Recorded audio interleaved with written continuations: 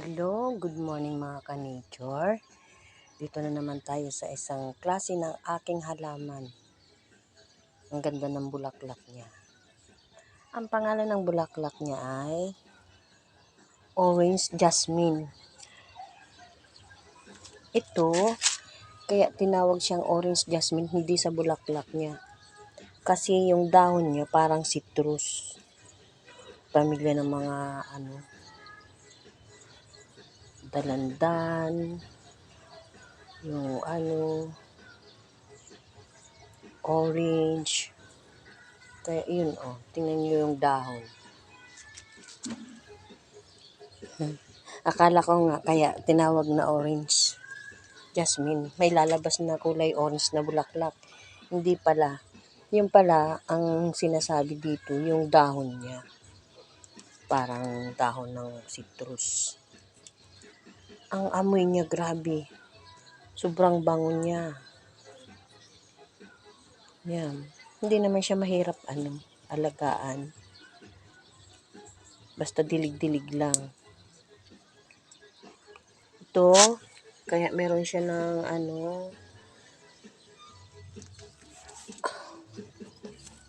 tawagin sa amin dito sa Bicol ay bunot. Yung coconut husk. Kasi para hindi matuyo agad yung lupa sa niya. Sa sobrang init dito sa Pilipinas ngayon. Grabe. Talagang pag hindi mo inalagaan yung mga halaman mo, mamamatay. Yan. Kung magbigay siya ng bulaklak, marami. Saka yung amoy niya sobrang bango. Lalo sa gabi. Maaamoy mo talaga yung sumasabay sa ihip ng hangin yung amoy niya. Ang bango. Yan.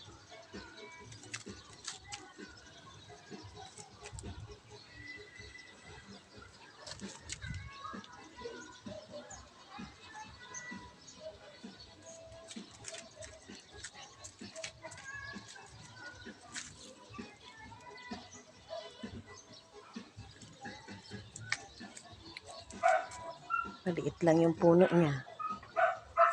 Pero yung bulaklak niya, ayan. Grabing magbigay ng bulaklak din ito. Siyempre yung halaman, pag alagang-alaga mo, bibigyan ka ng magandang bulaklak. Yung asahan mo. Diba? Yun, yung ganitong mga nagyayelo na ang dahon, talagang inaalis ko yan pagka umaga, pagka hapon. Yung naman, mga halaman, hindi sobrang tubig. Hindi naman siya sobrang, dapat hindi siya matuyuan. Mamamatay siya. Yan, mga tuyong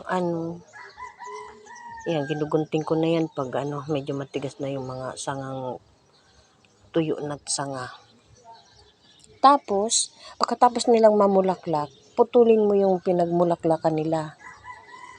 Kasi doon ulit siya nagbibigay ng sanga.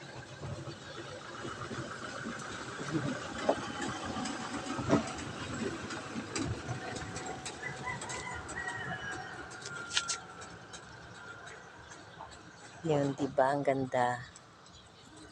Lalo kung pagsama-samahin mo sila. Ganda.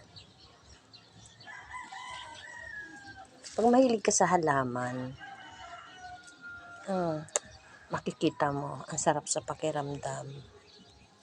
Dapat nga daw yung halaman kinakausap-usap. Ayan sila. Ayan yung mga talulot niya pag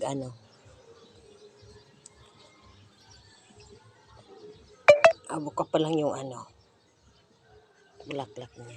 Ito naman siya. Pag bumuka na yung talulot yan. Ganda niya. Pure white. Puting-puti. Yan.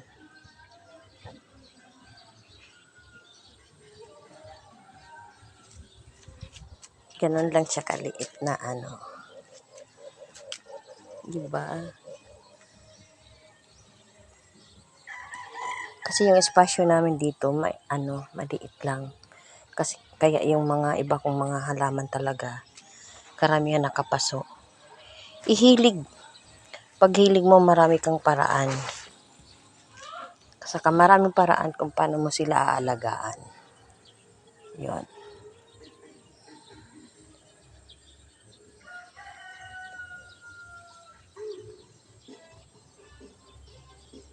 Yan lang po, mga ka-nature. Talagang dapat natin alagaan ng ano, mga halaman natin. Kasi nagbibigay ito ng ano, nakakatulong pa to sa atin. Na masarap na hininga.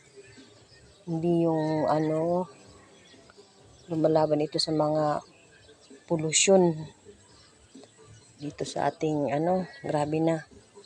Saka yung init. Iba, marami akong halaman. Kabawas yun ng init ng kapaligiran sa bahay mo.